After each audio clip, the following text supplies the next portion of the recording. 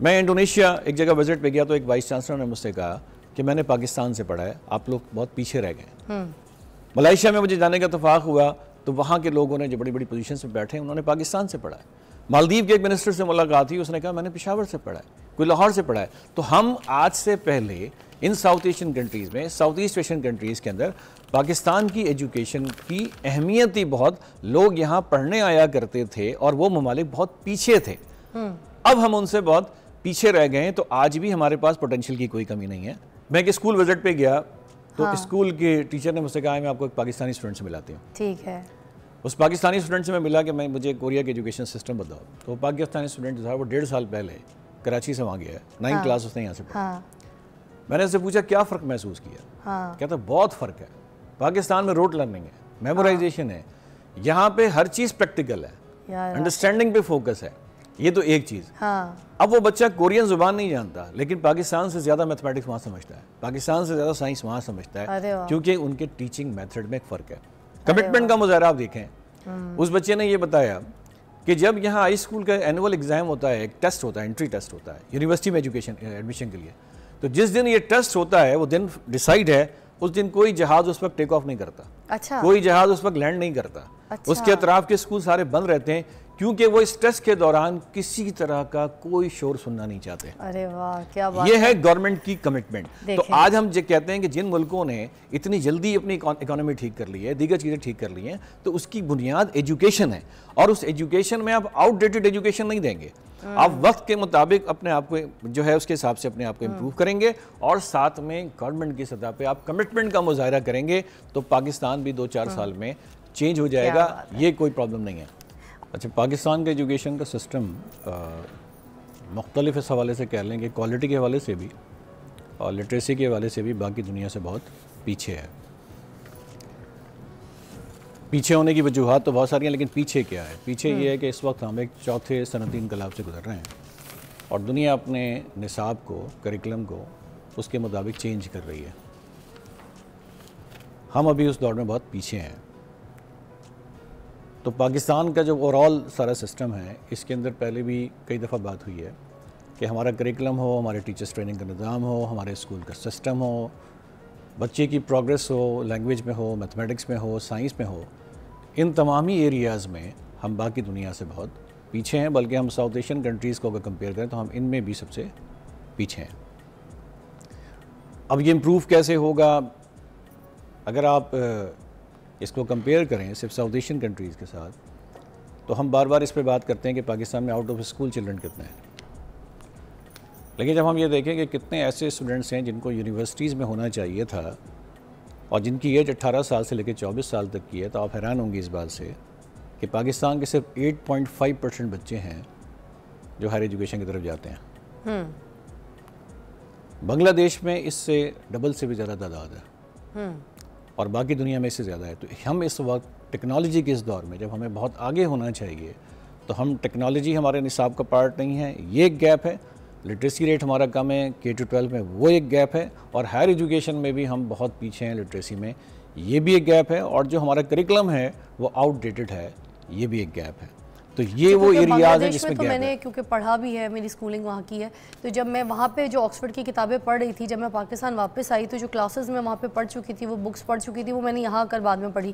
Literacy rate تو بنگلہ دیش کا نو ڈاؤٹ بہت ہائی ہے. وہاں کی کوالیفیکیشنز بھی اگر دیکھی جائے, وہاں کے سلیبس, وہاں کے اسکولنگ سسٹمز وغیرہ, آل دو سارے بہت بہت بہتر ہیں, بڑے وسیع ہم سے. میں آپ سے یہ پوچھنا چاہی تھی کہ انفارمیشن کا دور ہے, ٹیکنالوجی کا دور ہے, یہ جو ریسرچ ہے ہر ایک کی ایکسیس میں ہے, مجھے یہ بتائیے گا کہ ایجوکیشن سسٹم جو ہے ہمارا, یہ کیا اس چیز کو سپورٹ کرتا ہے؟ نہیں, ہمارا ایجوکیشن سسٹم ابھی اس جانب سوچ ضرور رہا ہے, لیکن بہت زیادہ سپورٹ نہیں کرتا. اس کی ایگزامپل آپ اس طرح سے لے سکتے ہیں کہ اب کریکلم کے اندر روبوٹکس, کوڈنگ, AI کے آنے کے بعد بہت ساری چینجز آ گئی ہیں جو دنیا کے کریکلم کے اندر چینجز آ بھی چکی ہیں اور آ بھی رہی ہیں. ہم نے اپنے آپ کو اس کے لیے ابھی پریپیئر نہیں کیا. ہم تو صرف بیسک چیزوں میں اس وقت الجھے ہوئے ہیں. میں آپ کو ایک چھوٹی سی ایگزامپل دیتا ہوں.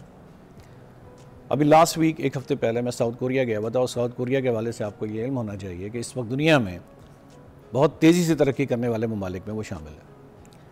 اب ساؤتھ کوریا کے اندر ان کا ایک لوکل سرچ انجن وہ گوگل سے زیادہ مارکیٹ شیئر رکھتا ہے.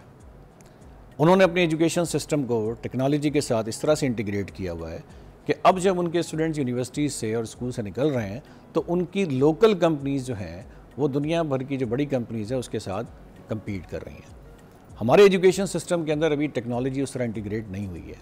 ہمارے ایجوکیشن سسٹم کے اندر ابھی ہم بیسک میتھمیٹکس، سائنس اور دیگر کے اسکلز کے اندر انوالو ہیں. Creativity, problem solving skills, collaboration skills, یہ ابھی ہمارے کریکولم میں لکھا ضرور جا رہا ہے لیکن اس کی پریکٹیکلی امپلیمنٹیشن نظر نہیں آ رہی. اس وجہ سے ہم اپنے بچوں کو فیوچر کے لیے تیار نہیں کر رہے. اس کے لیے کرنا یہ چاہیے تھا کہ آج سے 25 سال پہلے ایک آرگنائزیشن بنی تھی جس کا نام تھا PISA, programme for international student assessment. اب 79 کنٹریز اس میں پارٹیسپیٹ کرتے ہیں. 10 سے زیادہ مسلم کنٹریز ہیں جو اس میں پارٹیسپیٹ کرتے ہیں. انڈیا اس میں پارٹیسپیٹ کرتا ہے. جب آپ اپنے اسکول کے بچوں کو ان میں پارٹیسپیٹ کرواتے ہیں تو پھر آپ کو پتہ چلتا ہے کہ آپ کا کریکولم اس دور کے مطابق ہے کہ نہیں ہے، کیونکہ وہاں میتھمیٹکس، وہاں سائنس، وہاں لینگویج کا جب ٹیسٹ لیا جاتا ہے 15 ایئرس کے اسٹوڈنٹس کا تو یہ بتایا جاتا ہے کہ آپ جو کچھ اسکول میں پڑھاتے ہیں بچہ ریئل ورلڈ میں اس کو استعمال کر سکتا ہے کہ نہیں کر سکتا. بالکل درست. اچھا، جب آپ اس میں پارٹیسپیٹ کرتے ہیں اور آپ دیکھتے ہیں آپ کی پوزیشن کیا ہے تو پھر آپ امپروو کرتے ہیں. پاکستان اس میں پارٹیسپیٹ نہیں کر رہا. میں ایک چھوٹی سی ایگزامپل دیتا ہوں. انڈیا نے وہاں 2009 میں پارٹیسپیٹ کیا. انڈیا کی پوزیشن 74 کنٹریز میں 72 پوزیشن پر آئی. بہت ہی خراب رزلٹ تھا. انڈیا نے اس کے بعد 2 پیسا کے رزلٹ کا بائیکاٹ کیا، 2012 میں بھی اور 15 میں بھی، کیونکہ پوری دنیا میں ظاہر ہے اس نے دیکھا کہ ایجوکیشن سسٹم اس کا بہت پور ہے. لیکن پھر انڈیا نے 2021 میں دوبارہ پارٹیسپیٹ کیا. تو گویا جب آپ کسی انٹرنیشنل کمپٹیشن میں اپنے بچوں کو بھیجتے ہیں پھر آپ کو پتہ چلتا ہے کہ جی جو کچھ آپ سائنس میں پڑھا رہے ہیں، جو کچھ آپ میتھمیٹکس میں پڑھا رہے ہیں وہ ریلیونٹ ہے کہ نہیں ہے. ہم پارٹیسپیٹ ہی نہیں کر رہے ہیں. کہ جیسے چیٹ جی پی ٹی آ گیا، بہت سے ایسے ایجوکیشنل ٹیچرز ہیں جن کو ابھی اس کے بارے میں کچھ پتہ ہی نہیں. تو اسٹوڈنٹس کو تو پھر دور کی بات ہے نا، کیونکہ وہاں تو پڑھا رہے ہیں، باہر لوگ اس کے بارے میں بتا رہے ہیں، پریکٹس میں بھی لے کر آتے ہیں، فورن شروع ہو جاتا ہے فورن کنٹریز میں. بٹ ہمارے پاس تو اس چیز کے بارے میں اگر آپ ابھی بہت سے ایسے ٹیچرز ہیں جن کے پاس جا کے اگر ان سے آپ پوچھتے ہیں چیٹ جی پی ٹی کیا ہے تو ان کو تو یہ بات کا پتہ ہی کچھ نہیں ہے، نالج ہی کچھ نہیں ہے. تو پھر وہ بچوں کو کیا پڑھائیں گے آگے؟ دیکھیے چیٹ جی پی ٹی سے آگے بھی چیزیں اور آ چکی ہیں. چیزیں تو وقت کے ساتھ ساتھ بالکل چینج ہو رہی ہیں. لیکن چیٹ جی پی ٹی ہے یا اس کے علاوہ کوئی بھی چیز ہے، اصل چیز یہ ہے کہ آپ کی میتھمیٹکس ایجوکیشن کمپیوٹر کے حوالے سے، کوڈنگ کے حوالے سے، اے آئی کے حوالے سے آپ کے کریکولم میں اسکول میں ٹائم کتنا دیا جا رہا ہے. آپ اپ گریڈڈ ہیں. اب جیسے جاپانیز کی بات لے لیں، آپ امریکنز دیکھ لیں کتنے آگے ہوتے ہیں. ساری دنیا کی ایگزامپل ہم ڈسکس کر رہے ہیں. تو بیسیکلی جو ہم گیپ ڈسکس کر رہے ہیں وہ یہی گیپ ڈسکس کر رہے ہیں کہ جب آپ انٹرنیشنلی پارٹیسپیٹ کریں گے تو آپ کو پتہ چلے گا کہ آپ دنیا میں کیا رول پلے کر رہے ہیں. رائٹ. ہم پاکستان میں چیٹ جی پی ٹی، میں ایک چھوٹی سی ایگزامپل دیتا ہوں. میں جس آرگنائزیشن کو ہیڈ کر رہا ہوں یہاں 500 امپلائیز ہیں جی. اب ہم نے آج سے 2-3 سال پہلے آپ پیچھے چلے جائیں تو ہمیں ایک بک میں السٹریشن بنانے کے لیے ہم پوری دنیا کے السٹریٹر انوالو کرتے تھے. ہم برطانیہ سے کرتے تھے، کروشیا سے کرتے تھے، رشیا سے کرتے تھے، یورپ سے کرتے تھے. خاصے پیسے خرچ ہوتے تھے. جب سے یہ اے آئی آیا ہے پچھلے 2 سال میں ہمارے بجٹ میں 80% کمی ہو گئی ہے. ہم نے پوری دنیا میں آؤٹ سورسنگ ختم کر دی ہے.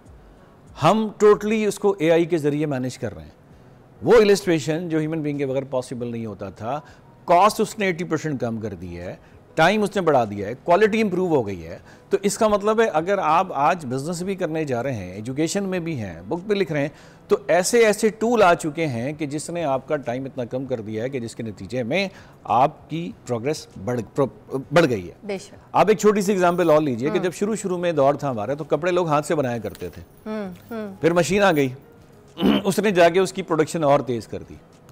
پھر چیزیں اور آٹومیشن پہ چلی گئیں. کمپیوٹرز کے آنے کے بعد اس نے اس کی سپیڈ اور بڑھا دی. اب یہ وہ دور ہے جب مشین کے ساتھ ساتھ جو ڈیوائسز آپ یوز کر رہے ہیں، یہاں تو آپ یہاں سے بیٹھ کے پورا گھر کنٹرول کر سکتے ہیں.